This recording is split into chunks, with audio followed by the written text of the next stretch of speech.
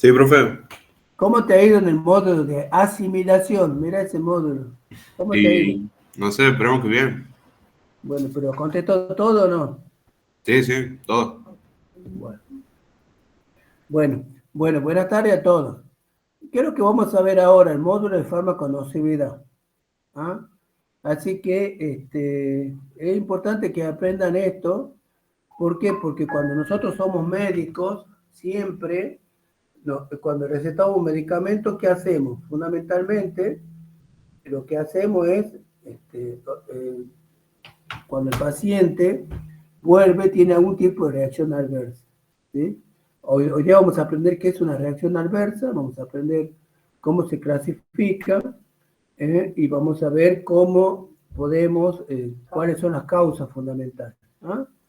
Esto es importante, fíjese, dice, como maestro me interesa que los alumnos desarrollen un pensamiento crítico. Y es lo que yo le decía ayer. A mí no me interesa que desarrollen el pensamiento crítico, me interesa que aprendan. ¿Sí? Porque eso es lo que le va a servir. Cuando nosotros aprendamos, vamos a poder desarrollar un pensamiento crítico, pero si no aprendemos, no vamos a poder desarrollar nada. ¿Sí? Sí. Bien. Entonces, hoy ya vamos a ver la farmaconocibilidad. La farmaconocibilidad es el capítulo de la farmacología que estudia los variados peligros que implica el empleo de las drogas y medicamentos. Nosotros en farmacología, cuando nosotros empleamos un medicamento, estamos puestos a que ese medicamento, por supuesto, dentro de las acciones, vamos a tener acciones nocivas que van a producir estos medicamentos. Entonces, cuando nosotros le apliquemos un medicamento a un paciente, sabemos que ese paciente puede tener una reacción adversa, ¿ah? Que hay que saber controlar o no. Entonces, era rama que la farmacología que estudia los peligros que implica el empleo de los medicamentos.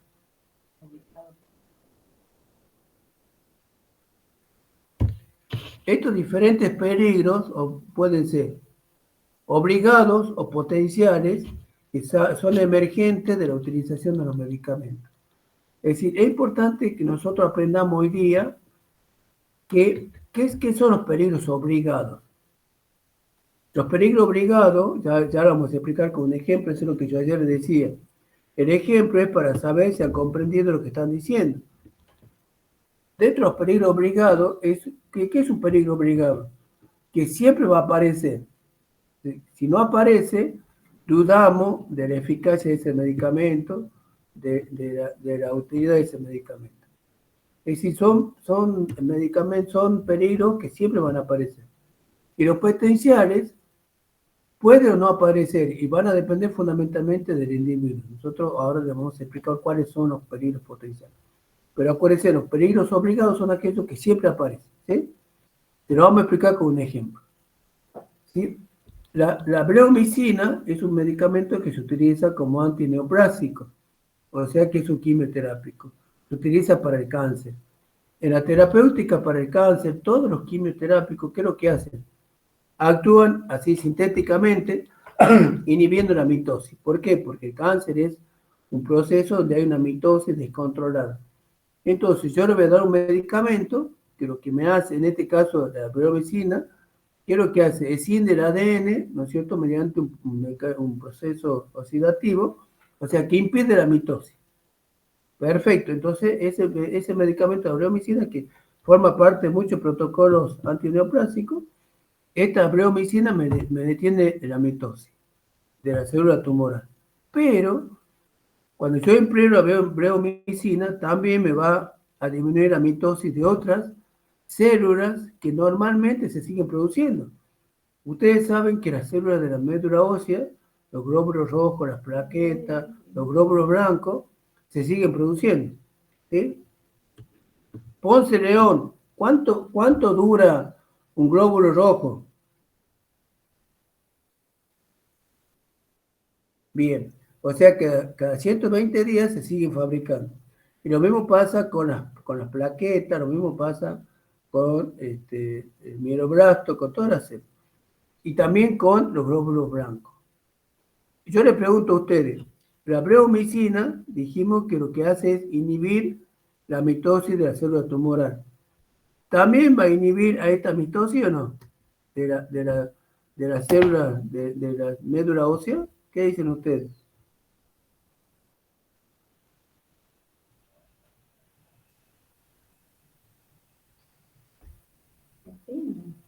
Sí, Sí. también. ¿Ah? Sí.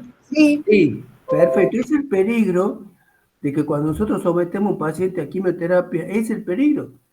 O sea, que así como ataca a la célula tumoral, también va a atacar a las células nuestras. O sea, que no va a haber glóbulos rojos, que no va a haber plaquetas y que no va a haber glóbulos blancos. Entonces, siempre, yo le pregunto a ustedes, siempre, cuando yo utilice bleomicina, ¿también va a estar afectada la médula ósea? Sí. Sí. Sí. Bien, eso es un peligro obligado, ¿sí? Por eso, cuando yo voy a someter a un paciente a una quimioterapia, yo le advierto los riesgos. Le digo, mire, que quizás la terapéutica sea útil para el tratamiento del cáncer, pero los riesgos son que haga una anemia, que haga una hemorragia, que haga una inmunosupresión. Ese es un riesgo que hay que correr. Entonces, el oncólogo va a ir, cada vez que hace una quimioterapia, un módulo de quimioterapia, o sea, se hace por periodo, va a ir evaluando hasta dónde le afecta la médula ósea. Entonces, suspende o sigue adelante. Porque de nada nos sirve que ese paciente tenga una inmunosupresión y se no muera por una sepsis, por ejemplo. ¿Eh? Entonces, esta reacción adversa siempre va a aparecer. ¿Ah? ¿Por qué? Porque el efecto farmacológico. Ustedes habrán visto que los pacientes que son sometidos a quimioterápicos son pacientes que se les cae el cabello. Es el problema que tienen las chicas cuando van a la peluquería y siempre tienen que ir cada tanto. ¿Por qué? Porque crece el folículo piloso. ¿Sí? Entonces, siempre el folículo piloso va a crecer. Cuando yo utilizo un quimioterápico, también me va a detener el crecimiento del folículo piloso. Por eso es que los pacientes que son sometidos a quimioterápicos se les cae el cabello. ¿Por qué? Porque inhibe la mitosis del folículo piloso. ¿Sí? Eso ocurre siempre. ¿Qué opinan ustedes? ¿Ocurre a los pacientes que son sometidos a quimioterápicos se les cae el cabello siempre? Sí. Bien. O sea que es un peligro obligado que siempre va a aparecer. Bien. Estos quimioterápicos, en el caso de la bleomicina, que es uno de los más potentes, producen, a raíz de que inhibe la mitosis, la destrucción de las células cancerosas. Esas células cancerosas, cuando se destruyen, producen gran cantidad de serotonina. Esta serotonina, ¿qué es lo que hace? Estimula el centro del vómito. Entonces, como reacción adversa al empleo de estos medicamentos quimioterápicos, aparece el vómito. Es decir, es una reacción adversa que aparece. ¿Sí? Entonces, en estos pacientes, ¿qué es lo que se hace?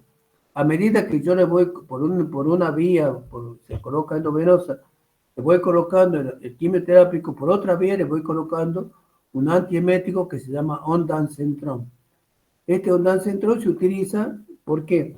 Porque bloquea los receptores de serotonina y de esa manera es un antineoplásico. ¿Eh?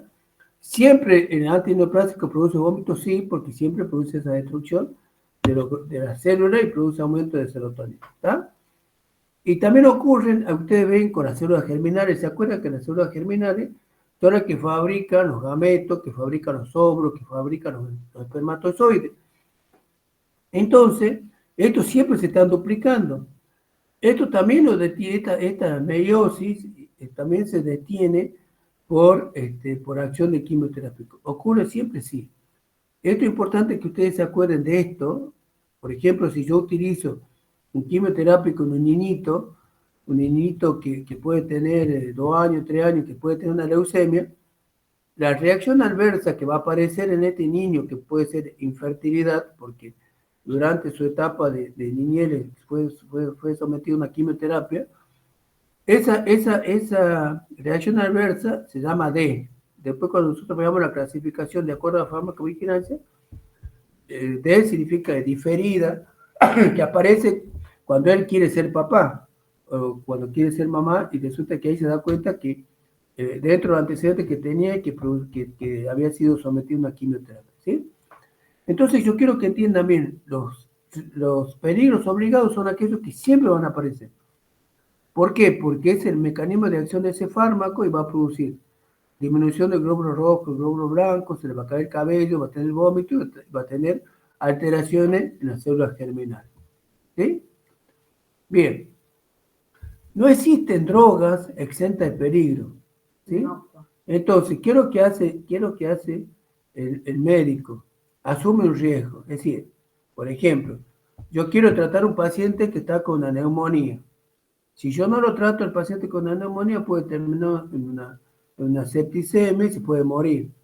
Pero si yo le doy un antibiótico, y capaz que el antibiótico le puede producir una diarrea, le puede producir una disbacteriosis, entonces yo elijo el peligro menor, que sería que el paciente tenga, por ejemplo, una diarrea. Es decir, yo siempre tenemos que elegir entre uno u otro.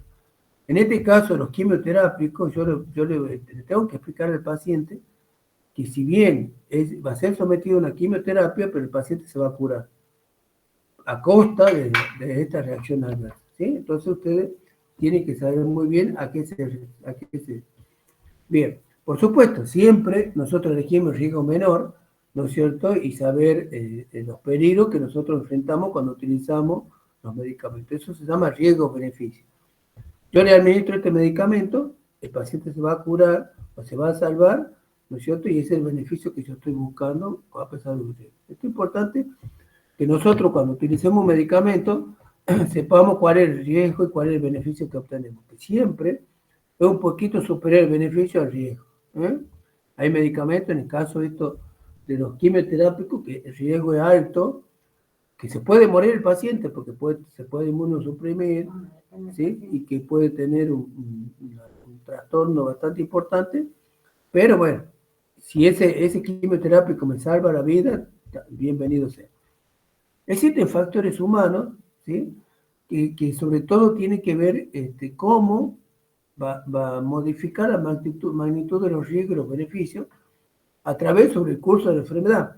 Es decir, si el paciente tiene, por ejemplo, si está embarazada, por supuesto, el daño que se produce va a ser diferente a que no esté embarazada.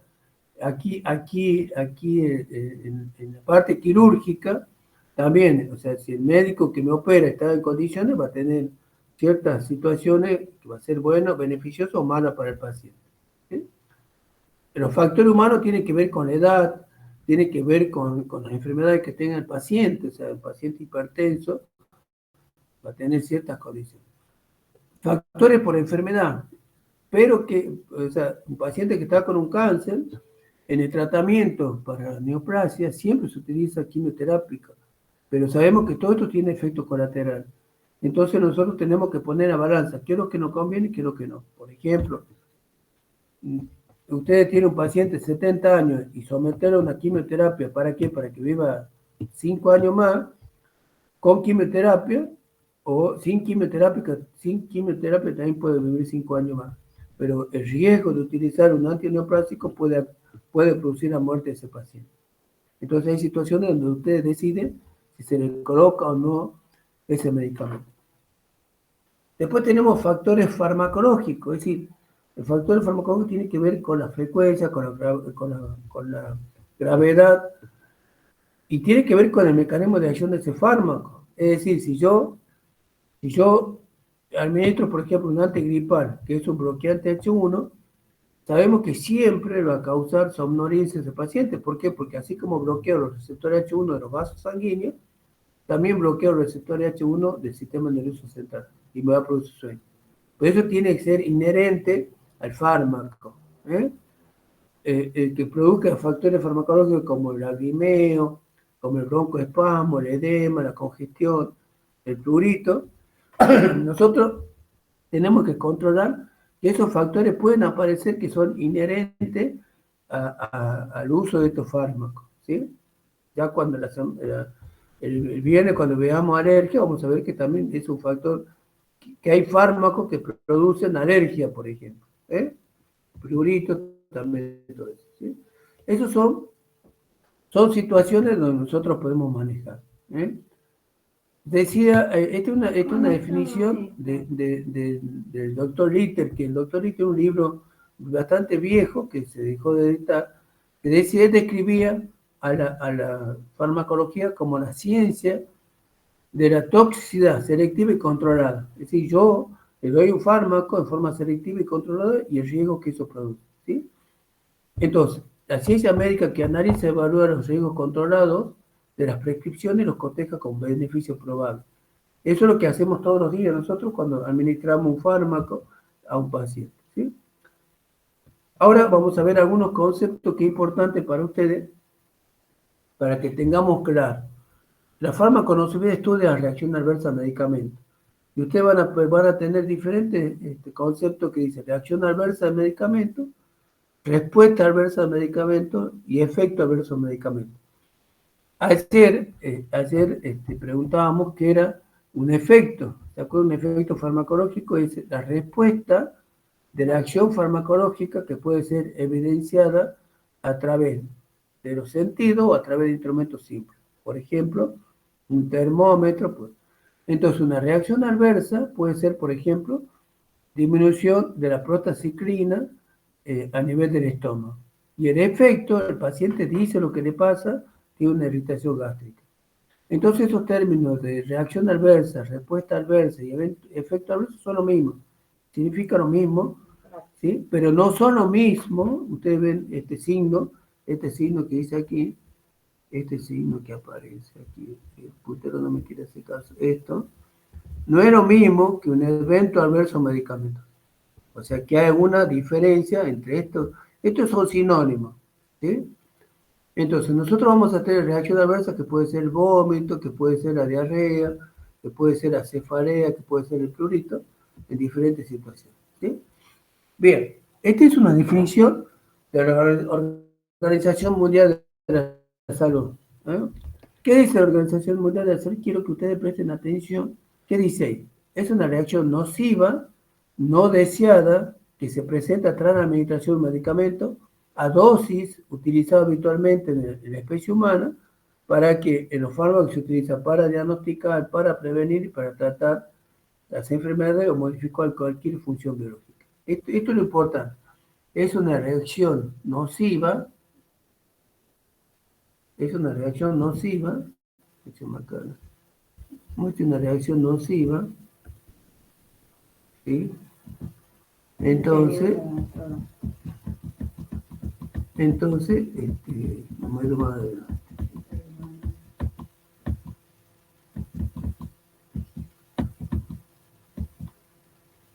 Por utilizar el puntero se ha ido más.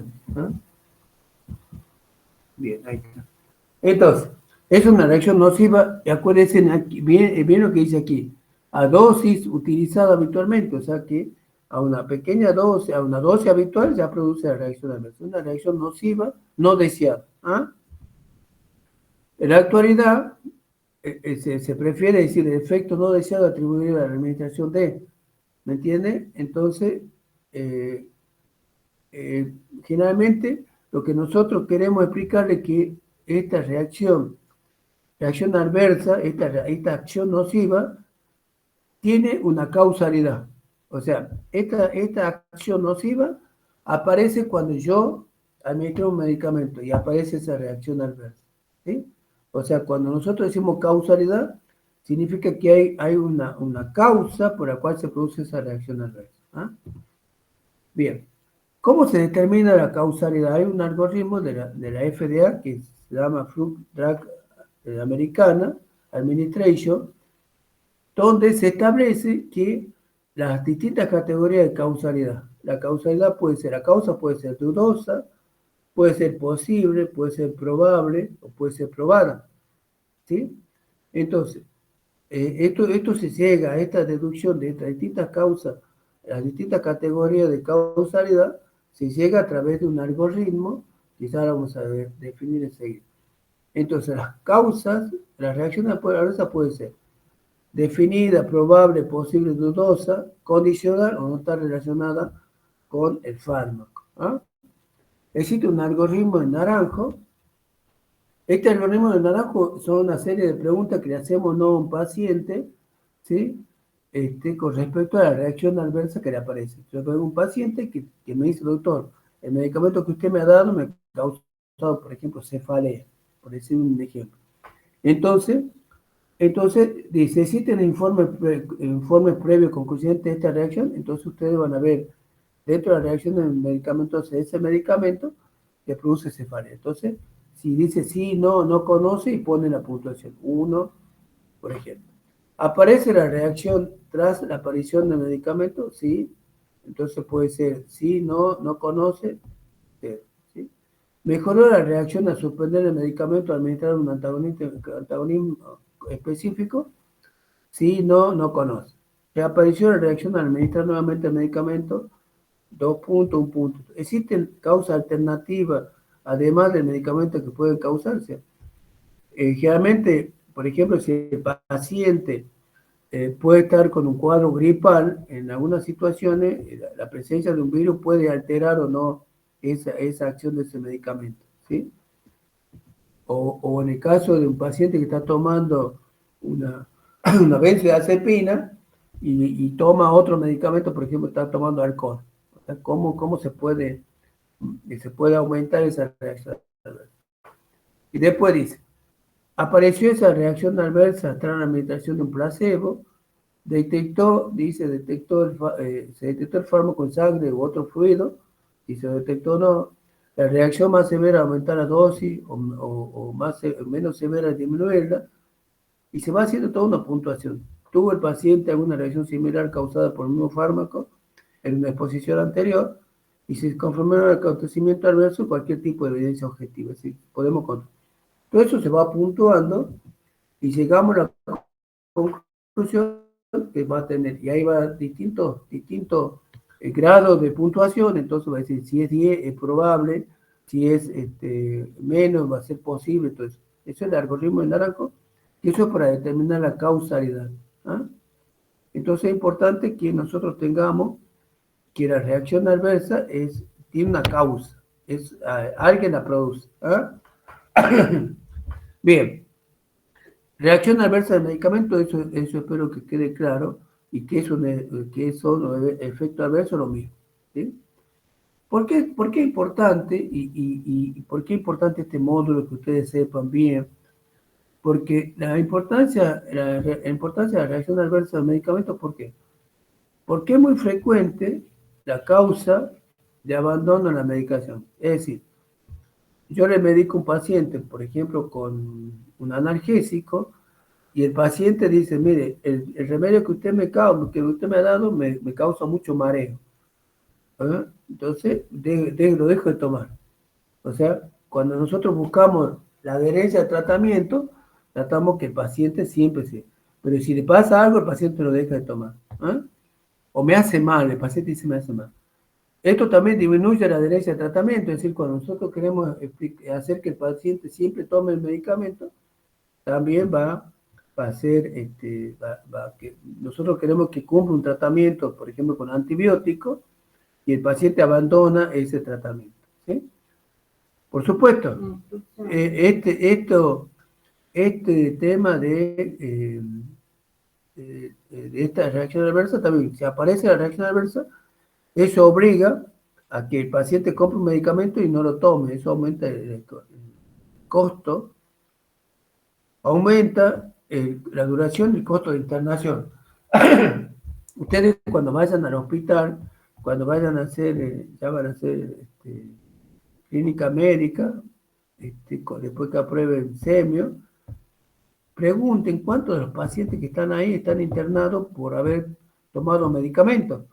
O sea, el porcentaje de pacientes internados por reacción adversa a los medicamentos, por ejemplo, en una hemorragia digestiva causada por el consumo excesivo de antiinflamatorios, está establecido que el 30% de los pacientes que tienen insuficiencia renal aguda son causa al consumo excesivo de antiinflamatorios.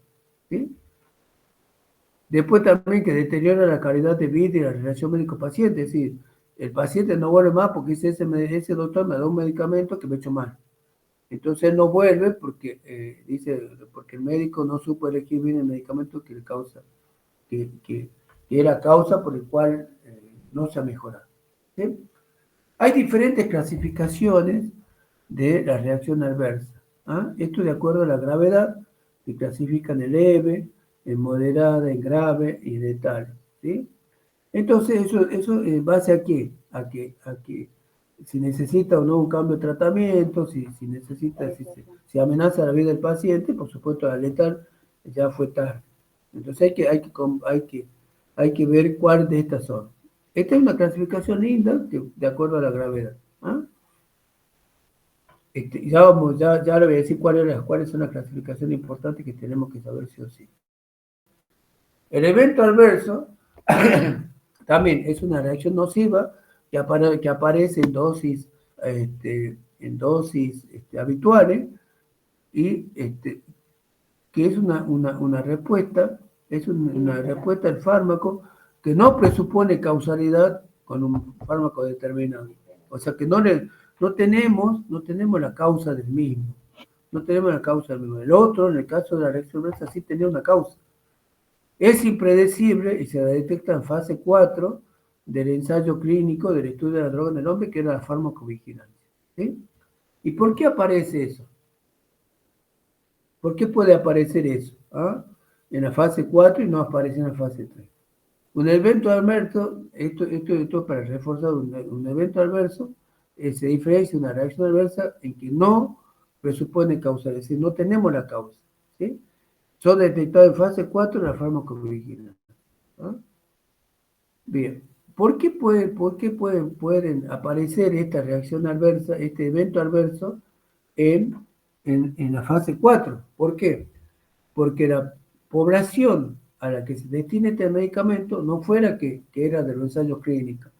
Por ejemplo, en los ensayos clínicos no usamos ancianos, no usamos niños. Entonces, y muchas veces algunos antiinflamatorios son los veterinarios, los que destinan estos medicamentos, los que reciben este medicamento son los ancianos. Y es diferente un anciano al otro. Entonces, por ejemplo, hay una relación que el paciente tiene más de 65 años, tiene mayor probabilidad de hacer una hemorragia digestiva que uno de 40. Por eso es que en el ensayo clínico no apareció esa reacción adversa, sí aparece en esto. También el diferente tipo de poblaciones, o sea, la población que se hace un ensayo clínico no era receptora de eso, ¿sí? Entonces hay que tener cuidado en eso. Bien, la incidencia también, en la incidencia, nosotros vamos a aprender hoy día que hay una clasificación de tipo A y tipo B,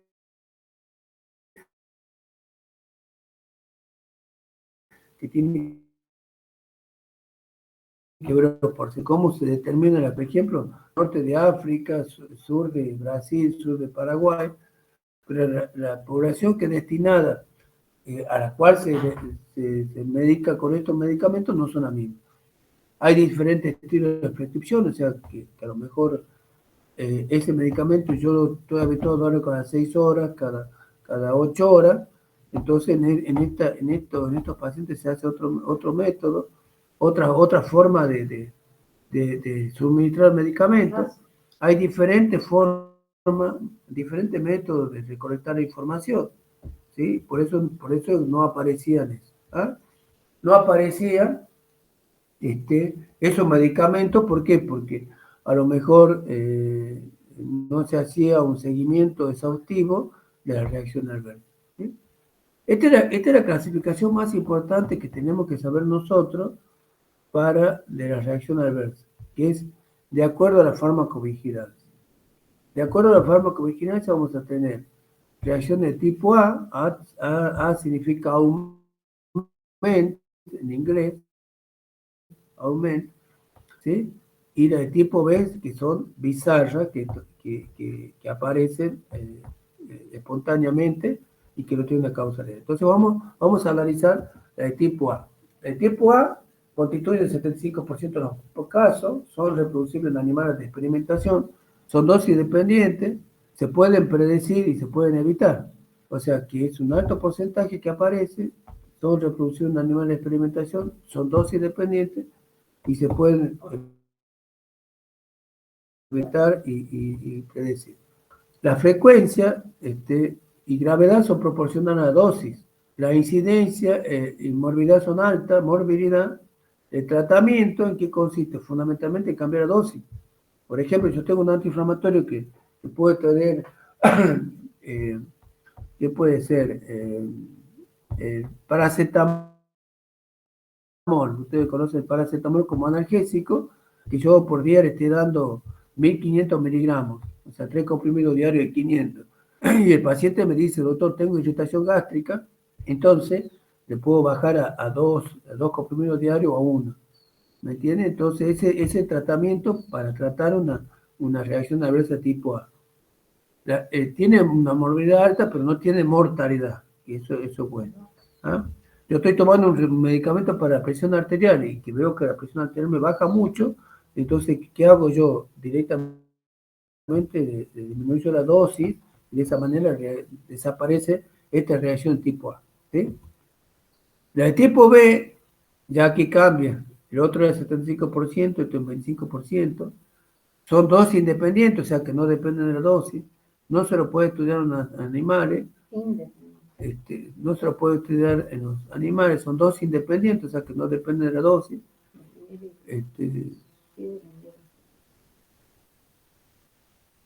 Y se debe a un incremento de la susceptibilidad. ¿Eh? Son casi difíciles de tratar, son impredecibles, impredecible, la incidencia de morbilidad baja, la mortalidad es alta, y el tratamiento aquí directamente, ¿qué tenemos que hacer? Suspender el medicamento. ¿Eh? No nos queda otro, entonces, ¿por qué no la podemos predecir? Porque depende de cada individuo. ¿Eh?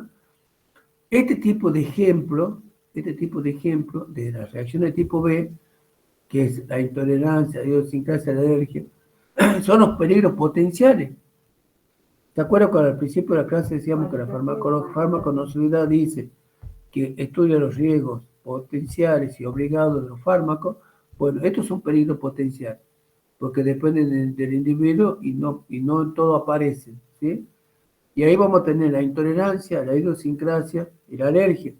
Esto cuando ustedes vieron factores que modifican la acción de la droga, vieron esto, que dependen del individuo. La intolerancia es una reacción cuantitativa exagerada cuando existe frente a la administración de un medicamento, de un fármaco. También se llama hipersusceptibilidad. ¿Sí? Un ejemplo es la succinilcolina. La succinilcolina es un curare que se utiliza para producir la relajación del músculo esquelético. Cuando yo lo utilizo en cirugía, directamente le digo al paciente, cuando quiero que se suspende, y al cabo de 10 minutos el paciente empieza a moverse, empieza a tener contracción de los músculos respiratorios. En el paciente que es intolerante, esa acción se prolonga, o sea que tiene una acción prolongada, pues empieza a mover los músculos a los 20 o 30 minutos. ¿Y a qué se debe? Fundamentalmente a que no hay una enzima que se llama acetilcolinesterasa, que la cantidad normal es que termine en unidad internacional. Dentro de los estudios preoperatorios que yo tengo que hacer para un paciente, es dosar esta acetilcolinesterasa. Porque si está baja, no me va a metabolizar la succinilcolina y el paciente no se va a despertar rápidamente. Después tenemos la idiosincrasia. La idiosincrasia es una reacción cualitativamente diferente, anormal, determinada genéticamente frente a una medicación que está relacionada con un déficit, ya sea enzimático o metabólico. ¿Sí? O sea que hay una falla genética en cuanto a la enzima que puede faltar. ¿Sí? Y la alergia, eso vamos a ver la clase que viene, que es una reacción inmunológicamente caracterizada por la presencia de anticuerpos y que necesita una sensibilización previa. ¿Ah? Eso no se da problema. Entonces, las reacciones de tipo B son la intolerancia, la idiosincrasia y la alergia, que son importantes que nosotros sepamos. ¿Ah? ¿Vamos bien hasta aquí? ¿Alguna pregunta?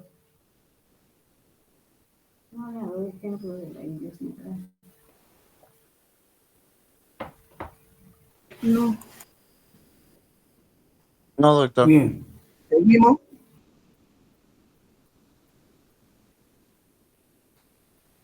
Están todos durmiendo, se me hace. No, profe, siga. No. Sí, sí, estamos. Sigue, profe.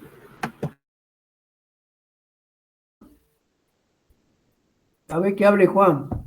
Estaba ayer engripado. ¿Qué pasa, profe? ¿Cómo va? ¿Está Ahí mejor va. o no? Sí, ya mejor. Bueno. Gracias. ¿Va entendiendo hasta aquí, Juan, o no? Sí, sí, sí. Perfecto, bien.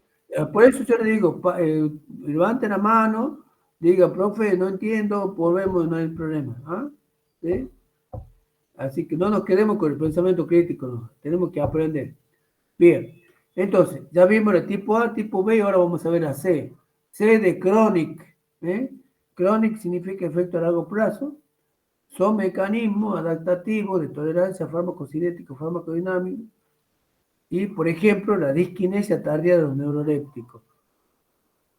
¿Qué son los neurolépticos? Los neurolépticos son sustancias que se utilizan para el tratamiento de la psicosis, son antipsicóticos. Entonces, el mecanismo de acción de estos fármacos es que inhiben a los receptores de dopamina. Entonces, cuando yo bloqueo los receptores de dopamina, aparece el Parkinson. ¿Ah? Aquí tenemos varios ejemplos, por ejemplo, la farmacodependencia neuroléptico, el efecto, el rebote de los opioides, la supresión de la fisiología normal de los grupos corticoides, y en los tratamientos crónicos con antiinflamatorios, antitérmicos, es lo que yo les decía, y el 30% de los pacientes que están en insuficiencia renal aguda fueron porque usaron estos medicamentos, a los AINE, y la retinopatía pigmentaria con la cloroquina. Entonces, todo esto aparece por el uso prolongado, por eso se llama SEO crónico. Le pusimos varios ejemplos, pero más o menos se replicaba. Y el tipo D es lo que yo le decía, que le comentaba recién. ¿Qué significa D? D significa delay, que es efecto de latencia larga, diferido, que aparece después de haber suspendido tratamiento, meses, incluso años. Incluye el trastorno de fertilidad, teratogenia, carcinogénesis. El ejemplo que yo le daba cuando el antienoplásico era utilizado en niños, estos niños a lo mejor pueden haber afectado las células de la fertilidad, es decir, los óvulos, espermatozoides, y él cuando se entera, cuando quiere ser padre, resulta de que tiene los espermatozoides o los óvulos que no están en condición. En el caso de la teratogenia, la mamá tomaba un remedio que era la talidomida y el niñito después tenía una enfermedad que se llama focomilia cuando tomaba talidomida. ¿sí? Y la carcinogénesis puede aparecer en otra población, entonces también hay que tener presente eso. Por eso diferir, de diferente. Después tenemos la E significa en de fuse, que sería fin de uso, que está relacionado con retiramos bruscamente. Creo que ayer hablábamos con el síndrome, con el efecto rebote, ¿se acuerda que decíamos cuándo aparece? Aparece cuando se retira estos medicamentos. ¿sí? Un ejemplo de fin de uso puede ser la clonidina, que es un fármaco que lo vamos a conocer con sistema nervioso autónomo. ¿Ah? Y después tenemos la F, o falta de eficacia, que se llama failure, que la traducción es falla. Cuando no hay eficacia en el tratamiento, eso puede ser una falla, una reacción adversa. Por ejemplo, Cosame. Sí, doctor. Cosame. Yo soy un amigo de usted y yo le pregunto a usted, doctor Cosame, tengo este medicamento que está vencido hoy día 12 de marzo. ¿Lo puedo usar? ¿Usted qué le dice, doctor Cosame? Le digo que no. Bien, pero ¿qué dice la mayoría de la gente? Que sí, que no pasa nada. ¿Eh? Que no pasa nada. Que Dice, no, pero si puede durar 3 meses más, dice la gente, ¿o no? Sí. Así dice, ¿no? Entonces, ¿qué es lo que pasa? Si yo estoy utilizando, por ejemplo, ese antihipertensivo, que está vencido, y mi paciente tiene una presión alta, ¿cuál es el peligro? Que no tenga eficacia. Y ahí está la reacción adversa. ¿Me entiende? ¿Por qué? Porque ya está vencido, no tiene acción farmacológica. En cambio, eso sería una reacción adversa porque a lo mejor el paciente al no curarse de la presión arterial se muere porque con ACV, por ejemplo. ¿Sí? Y después aquí tenemos también un ejemplo que se llama síndrome de Fanconi. El síndrome de Fanconi, a la par pusimos tetraciclina. Cuando yo utilizo tetraciclina que está vencida, esta tetraciclina produce este síndrome que consiste en una nefropatía tóxica y eso puede ser complicado. ¿Ah? Entonces, tipo A, aumentada, tipo B, bizarra, tipo C, crónica, tipo D, delays, diferida, tipo E, que sería fin de uso, tipo F, la falla. ¿Ah? ¿Está claro? ¿Se entiende eso o no? Sí, doctor. Sí, profe. Sí, Sí. profe. Todo bien. Bien. Bien. Otra forma de clasificar la reacción adversa tenemos. No, ¿quién quiere preguntar?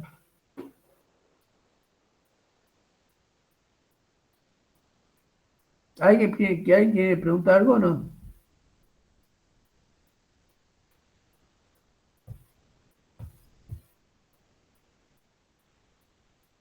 No, Yo creo que no. Se no, habrán bien, perfecto. equivocado. Es que yo no estoy viendo los alumnos, por eso tengo mi secretaria que dice que alguien quería preguntar. Bueno, como otra clasificación, ya dijimos la más importante de acuerdo a la farmacovigilancia, aquí tenemos clasificación que son tóxicas, colaterales, reacción adversa colaterales que también son importantes, reacciones inmunes, que dijimos que eso tiene que ver con la alergia, síndrome y enfermedades farmacológicas y la psicotóxica. Y todas ellas, las más importantes, también son las psicotóxicas. ¿Por qué son importantes? Porque son las comunes, son las que siempre vamos a tener en nuestros pacientes. ¿Ah? En el caso de la tóxica, vamos a ver qué es lo que se daña, ya sea que tenga un daño funcional o un daño celular que va a ser irreversible. ¿Sí? Y así vamos a tener efecto tóxico patológico, es la que produce, por ejemplo, la depresión de la médula ósea por el clorfenicol. El clorfenicol es un medicamento que es un antibiótico de amplio espectro que casi no se lo usa para fiebre tifoidea, pero esta depresión de la médula ósea únicamente aparece cuando yo al clorfenicol lo administro por vía oral, y no aparece esa reacción adversa cuando yo lo administro por vía parenteral.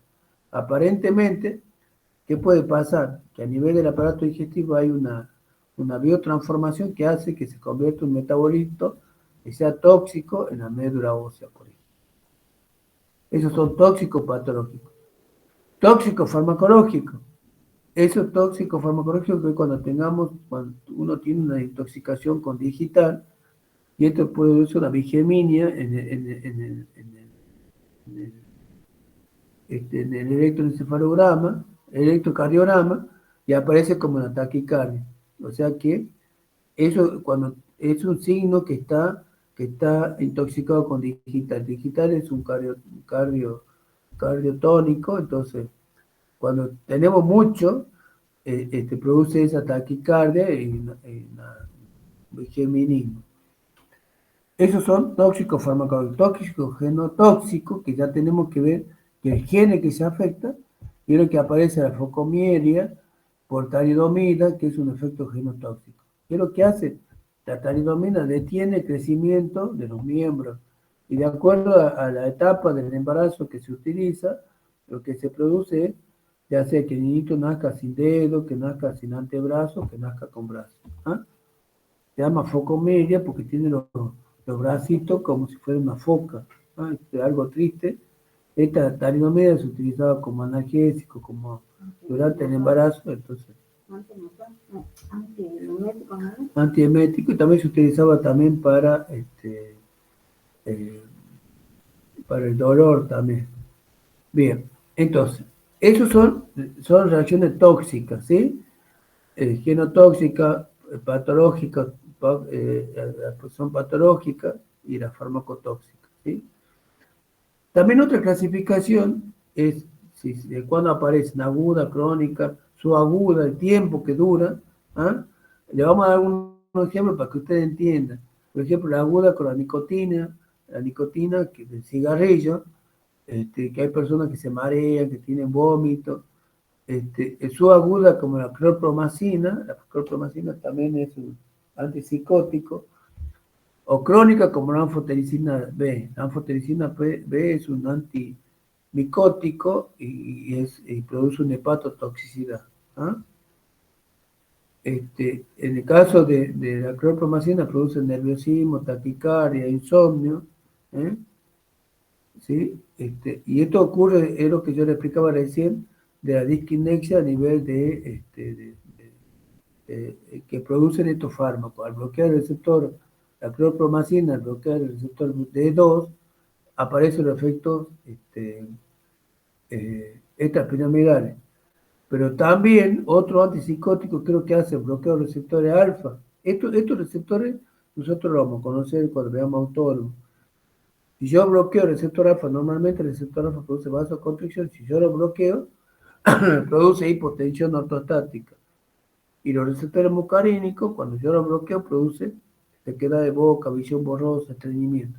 Entonces ustedes ven que aquí hay una causa. Eso lo pusimos esto para que ustedes entiendan por qué aparece esta reacción adversa. Usted, al bloquear estos receptores, así como tiene una acción farmacológica, que es en el caso del bloqueo del receptor de dopamina, que el paciente está más tranquilo, pero también tiene otras consecuencias, va a ser reacción adversa, ¿eh? Que tenemos acá.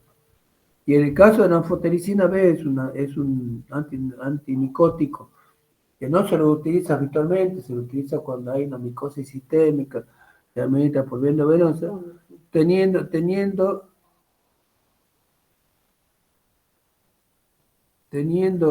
la precaución esta.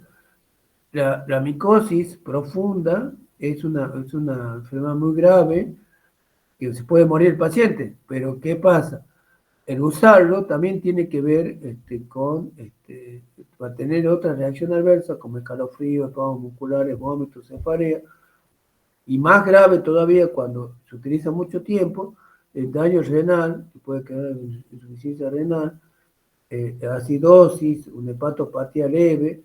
Entonces son medicamentos que lo tengo que usar lo necesario, y cuando empiezan a aparecer reacciones adversas, sobre todo insuficiencia renal, tratar de suspender.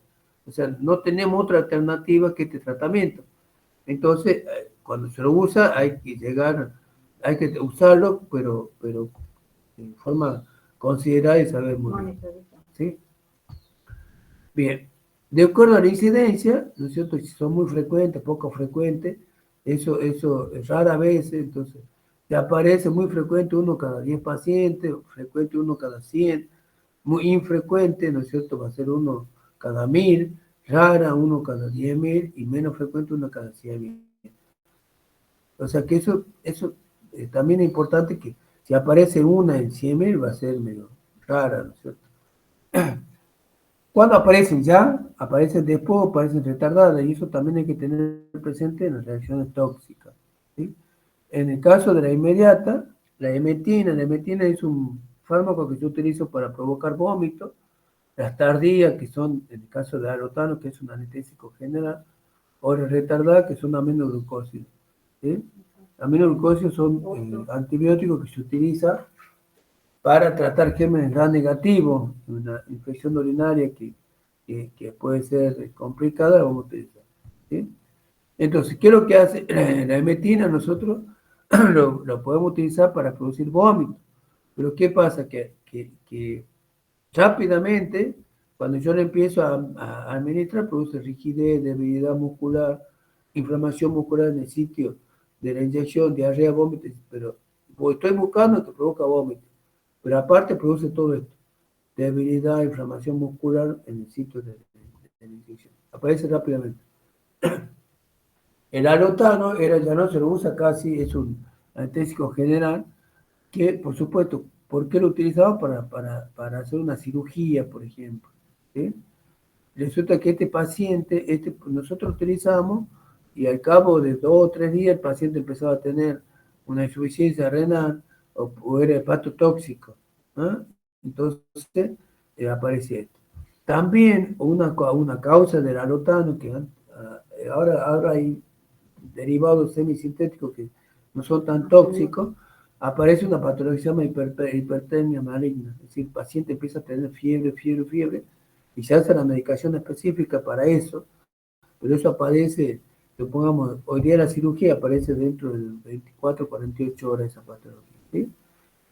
Y después el uso de las aminoglucósidos, acuérdense, en el uso prolongado de aminoglucósidos, que dijimos que era un antibiótico antigram negativo, al cabo de 30 días hay que hacerle un estudio otológico y ver cómo está la parte renal, porque van a ser nefrotóxicos y van a ser ototóxicos. Entonces lo que tenemos que hacer es tratar de utilizar en menos tiempo posible, no llegar al mes de tratamiento para que no aparezcan estas reacciones. Y estas reacciones aparecen en el tiempo prolongado, es decir, inmediata, tardía o retardada, aparecen al mes de tratamiento. ¿Ah? De acuerdo a la extensión, vamos a tener localizada y generalizada. ¿Ah? Ustedes, por ejemplo, la localizada tenemos la amiodarona. La amiodarona es un fármaco que se utiliza para la hipertensión arterial, ¿sí? Y que va a tener, por ejemplo, una reacción, una dermatitis en un determinado lugar. En cambio, la generalizada va a ser el antineoplásico. El antineoplásico así que va a disminuir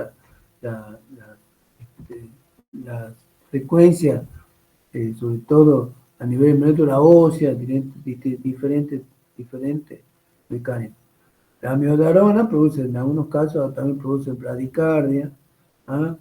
Fotosensibilidad es lo que yo le decía, está localizado un sector, eritema, cianosis. ¿Sí?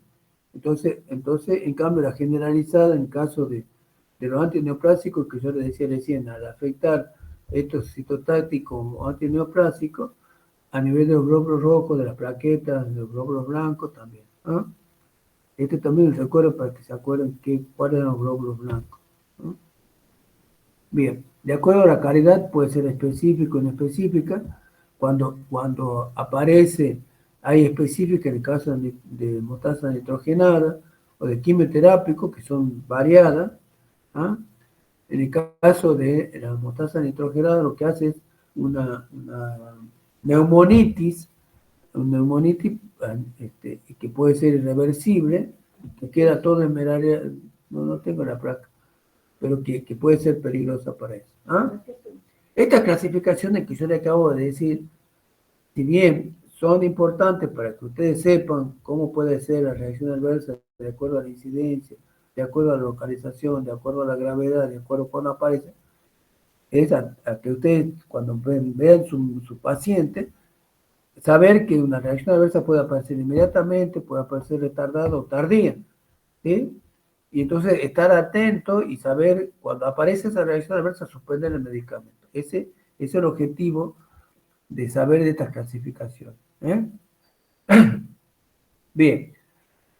Después tenemos las reacciones tóxicas que son inmunes, que son la alergia química a los fármacos, que eso vamos a ver en la clase del viernes. Después tenemos la idiosincrasia y la inmunosupresión. La idiosincrasia, la dijimos, que era una reacción cualitativamente diferente que se debía a un mecanismo de falla genética, ya sea enzima o metabólica, y que aparecía los individuos, que es una reacción de...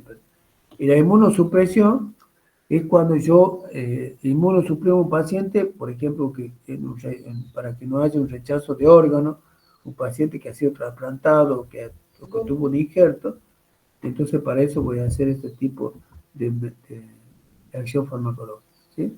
Esto, o sea, el problema, esto lo vamos a ver en la clase, tipo 1, tipo 2, tipo 3, tipo 4, hay 6 tipos, y tratar de explicarle que el paciente es alérgico, que se haga una pulserita que diga que es alérgico a qué, eso es lo importante. Esto también es importante en cuanto a las reacciones colaterales. Las reacciones colaterales pueden ser endógenas o exógenas. Estas reacciones colaterales endógenas tienen que ver con el paciente hace esta reacción adversa en función al medicamento, ¿sí? La tolerancia, la taquifilaxia disfuncionales, la hiperreactividad de los receptores, cuando los receptores se esconden, que son refractarios, las disritmias. Estos son endógenos, ¿sí? Nosotros aprendimos ya los conceptos de tolerancia, taquifilaxia cuando vimos factores que modifican la acción, y también up-regulation o down-regulation. Eso no vamos a abordar mucho. En cambio, la reacción exógena tiene que ver con la parte externa, ¿sí? Cuando aparece una superinfección, por ejemplo, nosotros utilizamos un antibiótico de amplio espectro y destruye toda la flora intestinal. Y como consecuencia de eso, proliferan gérmenes que son resistentes, como la Candida albicans y el Staphylococcus aureus, que es penicilina resistente. Entonces se produce una reacción, una infección muy grave, ¿no es cierto?, por Candida albicans y por Staphylococcus aureus. Por eso se llama superinfección, porque no es fácil de controlar. Después tenemos una reacción de Yaris y Heigermer. Heigermer es un argentino que descubrió esta reacción que aparece cuando utilizamos alta dosis de penicilina en la sífilis, ¿sí? Y se produce una destrucción masiva del treponema pálido. Y eso, cada pedacito de treponema pálido es un antígeno y produce esta reacción. ¿En qué consiste? en que se pueden destruir los gomas. Los gomas eran las lesiones que aparecían en los vasos sanguíneos de los pacientes sifilíticos. ¿Ah? Y también, otra colateral exógena era resistencia bacteriana. Resistencia bacteriana es un mecanismo por el cual los antibióticos resisten, las bacterias resisten a la acción de los antibióticos. ¿Cómo?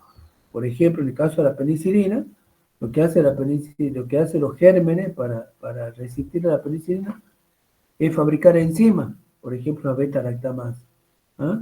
Otras que hacen, a lo mejor, bloquean la entrada del antibiótico. Es bastante interesante la resistencia bacteriana, y cada vez hay más, a raíz del COVID, el mal uso de los antibióticos es tremenda, la resistencia bacteriana que hay. El mal uso de los antibióticos, hay gente que toma antibióticos cuando no lo tiene que hacer. ¿Sí? Está la doctora Rocío, que estaba ayer.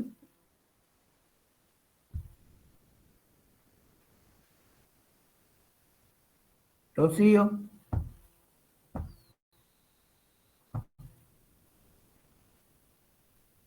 Hola, hola.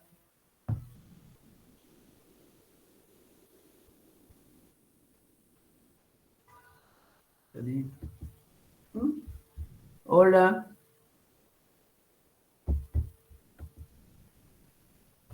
Hola, hola. ¿Escuchan o no? ¿Ah? ¿No está? ¿Quién ha contestado ahí? Lucía, escúcheme. Yo soy un paciente que le digo, doctora Lucía, esta mañana he amanecido con una congestión, estoy con moco verde, ¿sí? Estoy con fiebre. ¿Qué me recetaría la doctora Lucía Ponce León? ¿Qué me recetaría, doctor?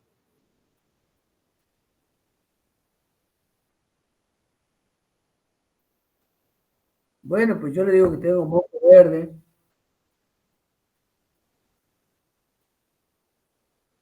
Bien, ¿qué antibiótico le daría a usted? ¿Usted medica o no? Bueno, pero ¿qué antibiótico conoce usted?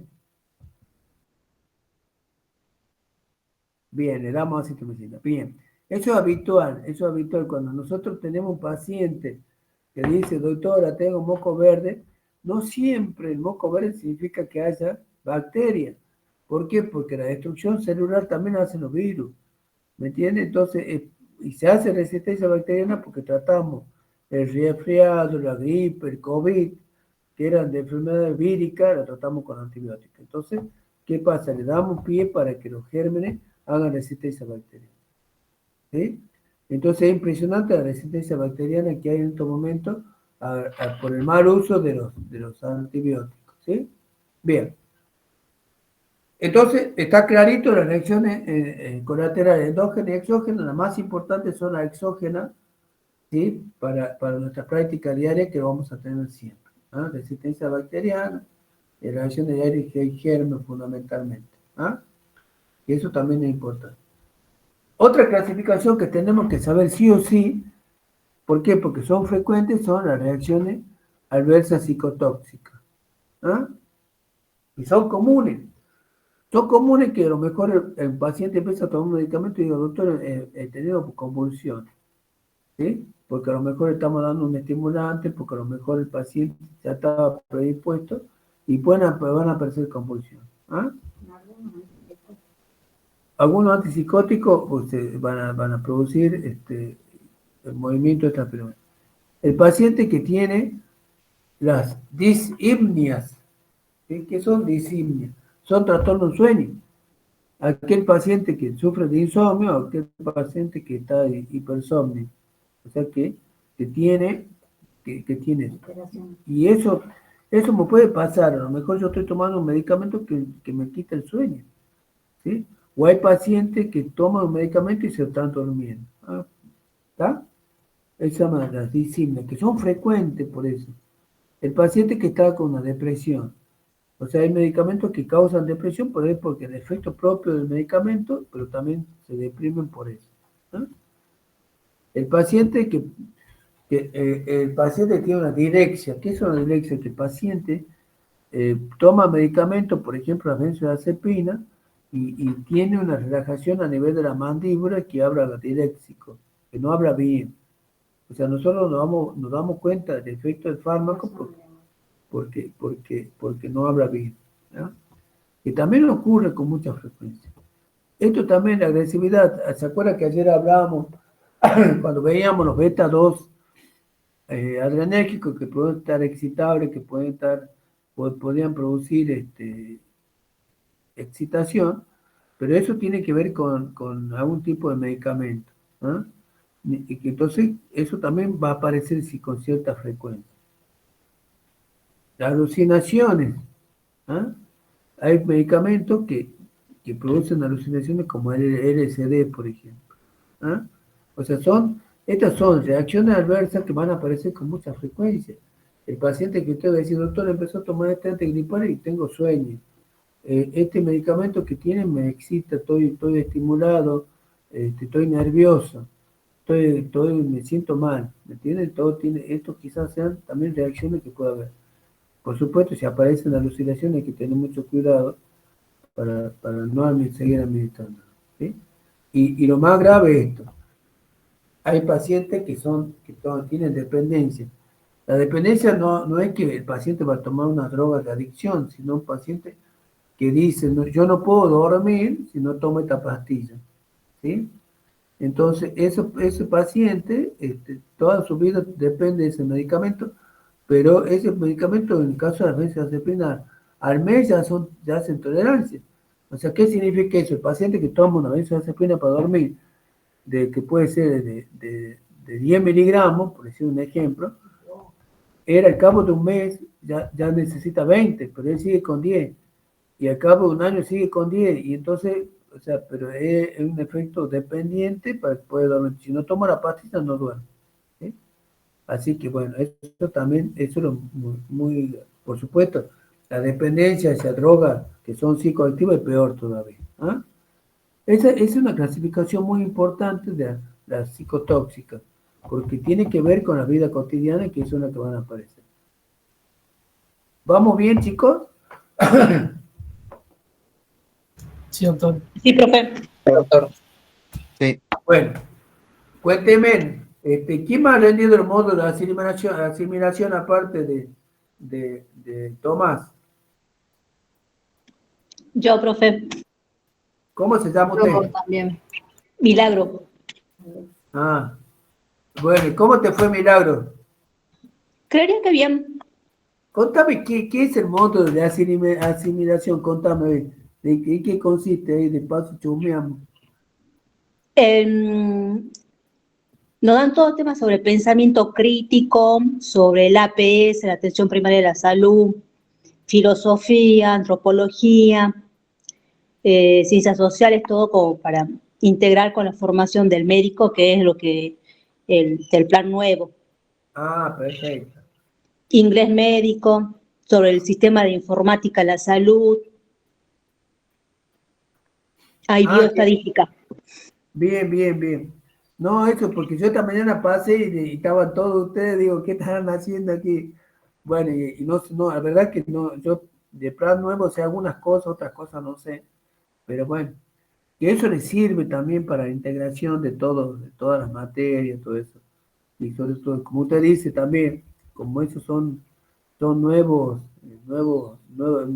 programas nuevos, hay que saber todo eso. Así que bueno, espero que aprueben eso. ¿Es un módulo optativo o no? No es obligatorio. Ah, bien ahí. O sea, ¿Ese lo para qué pueden materia? hacer, ¿Para salud pública? en realidad lo pueden hacer cuando ellos quieran. Lo van dictando el cursado durante el año. Ah, Eso, los módulos de asimilación tienen módulo 1, módulo 2 y bueno, este año supongo que van a incorporar el 3. Eso básicamente equivale a cada año hasta el plan viejo, digamos. Como el anterior ha sido el último año que se dictó tercero, para que la gente de tercero, por ejemplo, que quede, o sea, ya tenga todas sus materias regulares y aprobadas, ya pueda incorporarse a cuarto el año que viene. Volver perfecto. a primero. Claro, claro. Porque Ah, si está no, bien mejor. Sí, eso me preocupaba, digo, ¿qué va a pasar con los alumnos que no han podido regularizar o no han podido rendir? ¿Qué va a pasar cuando claro, no pueden volver primero? en ese caso, por ejemplo, si hay algún chico que no regulariza algo de acá de tercero, por ejemplo, automáticamente queda de año, pero si ha realizado el módulo 1 y módulo 2 y los ha aprobado, queda en tercero, no queda en primer año. Qué bueno, bien, bien, bien. Y más trabajo para nosotros porque normalmente hay 600 y si se incorporan esto van a ser más, así que estamos Claro, bien. Así que bueno, entonces, bueno, está bien, entonces, no, todo sea para que lo ayude. A mí me preocupa que lo vuelvan a primer año y todo está mal eso porque, o sí, sea, yo creo que si ustedes entraron con un plan de estudio, tienen que terminar con ese plan de estudio. ¿Hasta cuándo? ¿Hasta cuándo? Bueno, no sé, pero tienen que terminar eso. Cuando nosotros vivimos en la época donde había el plan viejo, que era mi plan, y el plan nuevo, que eran los chicos estos que hacen bueno, pero lo mismo, se seguían con el plan viejo y el plan nuevo, hasta que terminaron el plan viejo. Se dio varios años hasta que terminaron, se dictaban las materias, todo. Por supuesto, había una discriminación porque el docente lo veía a los chicos un poco más grandes, de cierta manera ha sido muy traumático, pero bueno. Pero no, en ningún momento se lo incorporó al plan nuevo, se seguía paralelo. Si era plan viejo, plan nuevo. Así que bueno, todo sea para mejorar. Así que bueno, sigamos con nuestra clase. Después tenemos los síndromes y enfermedades farmacológicas. Y esto ocurre con mucha frecuencia. ¿eh? ¿Esto por qué le digo? Porque enseguida vamos a ver los factores que dependientes del médico. En el paciente puede aparecer un parkinsonismo medicamentoso, un pseudolupus medicamentoso. Entonces son enfermedades que aparecen como consecuencia del uso de medicamentos. Bien. Ahora vamos a ver cuáles son las causas de los riesgos de los medicamentos, que van a depender del médico, del medicamento, del ambiente, de las interacciones. Ustedes ayer aprendieron la definición de interacción. Dependiendo del médico. Depende del médico, va a ser el mal uso y la iatrogenia. El mal uso del medicamento, o sea, por ejemplo, yo tengo un paciente que viene con una enfermedad vírica y yo le doy un antibiótico. Y ese antibiótico le va a causar una reacción adversa. Por eso, esa reacción adversa de mala administración de un medicamento viene a ser por el mal uso de este medicamento. ¿sí? Y la iatrogenia A ver, alguno que me diga qué para ellos la iatrogenia, qué son las enfermedades iatrogénicas.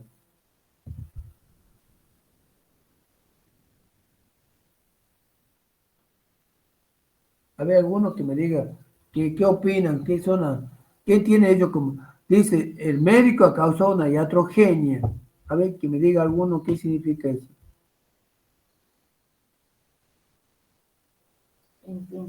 ¿Qué entienden ustedes? Dale, Por un daño, una reacción adversa que causa un daño. un daño. ¿Usted escuchó alguna vez el médico ese ha causado una iatrogenia? ¿Escuchó hablar de eso o no? Si es como un daño, culpa del, digamos, del médico. Eso me gusta, ese que culpa tiene el médico, ese. ¿Sí? Eso está bueno. Eso. Así decimos, que la iatrogenia, así dice la gente, que la iatrogenia, el culpable es el médico. ¿Sí? Bueno, hoy día nosotros vamos a aprender que no es eso. ¿Sí? La iatrogenia, ¿qué significa iatro? Iatro significa todo lo que genera el médico. ¿Sí? Toda alteración del estado del paciente producida por el médico. ¿Sí? Y decía aquí ha puesto una frase que era Hipócrates, decía Hipócrates, primero no hacer daño. Toda alteración del estado del paciente producida por el médico, eso significa iatrogenia. ¿Sí? Pero no significa, la enfermedad iatrogénica, no significa que el médico sea culpable de esa enfermedad. Dice aquí, la iatrogenia es un estado de enfermedad o afección causada, provocada por un médico, tratamiento médico o medicamento. Deriva, ¿no es cierto? Deriva de la iatrogénesis, que significa provocado por el médico sanador. ¿Ah?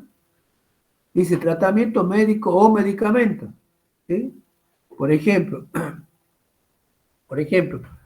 yo vengo, yo soy cirujano general y supongamos entra un abdomen agudo y resulta de que hago la cirugía y me encuentro con que la paciente tiene 2 tumores de ovario que están afectados los dos. Le estirpo los tumores, le estirpo los ovarios, le estirpo todo y la paciente queda estéril, ¿sí? No puede tener más hijos. ¿Yo soy culpable? No. Bien. ¿Se da cuenta? Entonces, la enfermedad iatrogénica, la iatrogenia es una enfermedad causada por el médico, ¿no es cierto?, en forma consciente o inconsciente que no representa culpabilidad. ¿Está?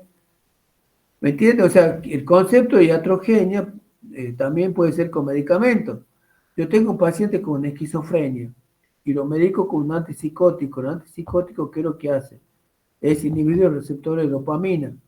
Al inhibir los receptores de dopamina aparece el síndrome de parkinsonismo, de Parkinson. Entonces, ¿qué pasa? Viene el paciente y me dice, sí, está tranquilo, está controlado, pero está con temblor. ¿Yo soy responsable de eso o no? No. No. A eso se refiere enfermedad iatrogénica. Una enfermedad iatrogénica puede ser el Cushing. El Cushing es cuando el uso prolongado de corticoides por una enfermedad autoinmune aparece Cushing, pero no significa que yo soy culpable de esa enfermedad. ¿Está? Aquí pusimos el estetoscopio y el martillo que utilizan los jueces. ¿Cuáles son culpables? ¿Cuáles son las acciones donde el médico puede ser culpable? La iatrogenia no. ¿Por qué? Porque yo obré bien. Por ejemplo, tengo un paciente con un cáncer de tiroides, le saco la tiroides, el paciente va a quedar con hipotiroidismo de por vida, pero no es culpa mía, sino yo le salvé la vida, ¿me entiendes? Con los medicamentos pasa lo mismo. Yo a lo mejor utilizo un quimioterápico y el paciente quedó sin cabello, bueno, te has curado del cáncer, bueno, quedó pelado, ponete una peluca. O sea, es como nosotros tenemos que tener la responsabilidad. No tengo la culpa de eso, ¿sí? ¿Me entiendes? O sea, ¿cuándo tengo la culpa? Cuando se produce una imprudencia. Muchos de ustedes van manejando y van con el celular ahí, ¿sí? Entonces eso es una imprudencia. Imprudencia en medicina puede ser eso, ¿ves? Es una imprudencia, que el médico antes estaba operado, estaba fumando, estaba ahí, y va a operar. Imprudencia significa que no tuve prudencia. Por ejemplo, si ustedes conducen en la calle a 80 kilómetros por minuto, por hora, y se llevan todo por delante, son imprudentes, ¿me entienden? El médico que no sabe lo que receta cualquier cosa, es una imprudencia, ¿sí? La impericia es los conocimientos normales, ¿no es cierto?, que necesita una persona para llevar a cabo una acción farmacológica, ¿sí? Aquí esto no sabe qué dice el electrocardiograma y a lo mejor el paciente está infartado y lo medican, por ejemplo, por otra patología. Entonces, no saber también es culpable. Es decir, el médico le tenía que haber dado ese medicamento y no le ha dado. Eso es culpable. Eso sí, es culpa. ¿Ah? Y la negligencia es aquella persona que sabiendo no hace lo que corresponde.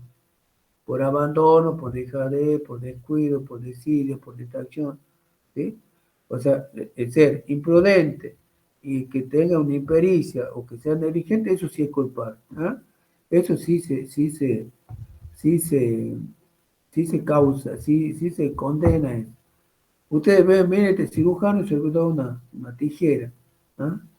O sea, eso sí es culpabilidad. ¿Ah? Entonces dice que la culpabilidad supone la voluntaria omisión de diligencia y calcular las consecuencias posibles y predecibles del propio hecho. O sea, cuando el médico tiene la culpa, sí, eso es condenable. La imprudencia, en cambio la iatrogenia no. La iatrogenia, a lo mejor yo al paciente lo estoy tratando para que se cure, bueno, como consecuencia de la acción de ese fármaco, va a aparecer una reacción adversa que a lo mejor puede ser mala para él, pero que el paciente puede estar bien. ¿Sí? Esos son los referentes al médico. El médico tiene que escribir bien, con letra clara, tiene que utilizar bien los medicamentos, tiene que hacer la terapéutica razonada que aprendieron ayer, y saber cuando aparece una reacción adversa, explicar al paciente qué es lo que va a aparecer, pero no significa que él tenga la culpa. ¿Ah? Después vamos a tener factores que dependen del medicamento, que son estereoisomería, puede ser dextrógeno, levógeno, va a tener una acción. Cuando esté envejecido el medicamento, hablábamos con la tetraciclina, que producen síndrome Fanconi, factores farmacéuticos. Cuando yo le administre por una vía que no era correcta y puedo causar un daño, o cuando mezcle un excipiente y la droga y precipite ese excipiente a lo mejor. ¿Ah? Los pacientes, lo que deriva del paciente, las reacciones adversas que pueden ser ocasionadas por los pacientes, la automedicación, ¿sí? El paciente que toma medicamentos que no tiene que tomar o que toma sin necesidad de para que el paciente consume medicamento porque otro se lo ha recetado, porque la vecina le ha dado o porque le ha quedado. ¿Sí? Y aparece una reacción adversa que no sabe a qué medicamento o sin saber eso. La toxicomanía, ¿no es cierto? Eso también, o el incumplimiento de la prescripción. Por ejemplo, yo le digo al paciente, tome usted este medicamento cada 8 horas y lo tome cada 6 horas. A lo mejor puede ser un antibiótico y produce una antibacteriosis, por ejemplo. Y también hay factores que son farmacogenéticos. El paciente puede tener alguna anomalía, eso ocurre, por ejemplo, con la idiosincrasia. La idiosincrasia, existe un medicamento que se llama primaquina, que es un fármaco que se utiliza para el paludismo, que se metaboliza por encima 6-fosfato de hidrogenasa. 6-fosfato de hidrogenasa. Entonces, al no tener esa enzima, en vez de matar al parásito, produce una hemólisis, porque una falla genética. Y eso ya va a depender del paciente, fundamentalmente, que sería la iatrogenia. ¿Sí? ¿Qué tenemos que hacer nosotros? Periódicamente tenemos que evaluar la reacción adversa. Por ejemplo, yo le receto un medicamento a un paciente, un antibiótico, un antitérmico, un antihipertensivo, y el paciente me va a decir, doctor, mire, empezó a tomar este remedio y me causó malestar, me marea, me agarra irritación gástrica, me causa prurito, me baja la presión. Entonces nosotros tenemos que ver cómo podemos manejar ese medicamento para que no aparezcan esas reacciones adversas. ¿Ah? Tenemos que ver siempre, ¿no es cierto?, de cerca, a cómo podemos modificar la dosis fundamentalmente, o directamente cambiar el medicamento si ese medicamento. Pero siempre el médico tiene que estar atento cuando aparezca una reacción adversa, porque esa reacción adversa puede ser grave y el paciente se puede morir. O cuando lo que yo le explicaba recién de los aminoglucósidos. Yo tengo 20 días de tratamiento, entonces paro, veo cómo sigue el paciente y lo suspendo bruscamente. Acuérdense que el uso del medicamento potencialmente va a causar un daño a ese paciente. Entonces siempre cuando ustedes medican a los pacientes, saber qué, ¿sí? Y si de pronto esa reacción adversa no aparece, no está descrita, es un evento adverso y denunciarlo directamente. ¿Ah? La autorresponsabilidad de la reacción adversa. Cuando un paciente nos dice, doctor, me duele la cabeza, me mareo, tengo insomnio, tengo taquicardia, entonces ustedes tienen que directamente suspender ese medicamento o ver la forma de mejorar esa reacción adversa si que tiene tratamiento. Pero de alguna manera, ustedes tienen que saber. Bueno, ¿alguna pregunta?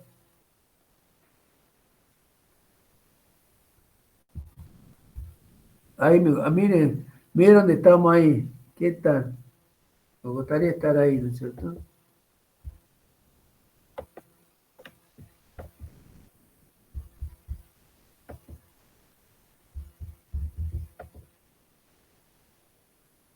Ahí está. Pregunta, ve, doña Adriana Tapia. Sí, profe. ¿Qué tal? ¿Todo bien? Sí, sí, comprendí, pero es muchísimo el contenido. Pensé que iba a ser más. No van a llegar para mañana. Bueno, le vamos a dar. Mañana en el práctico volvemos a repetir esto. Volvemos a repetir, pero ustedes van a repetir, yo no. ¿Me entienden? O sea, todo esto, ya le pasamos el power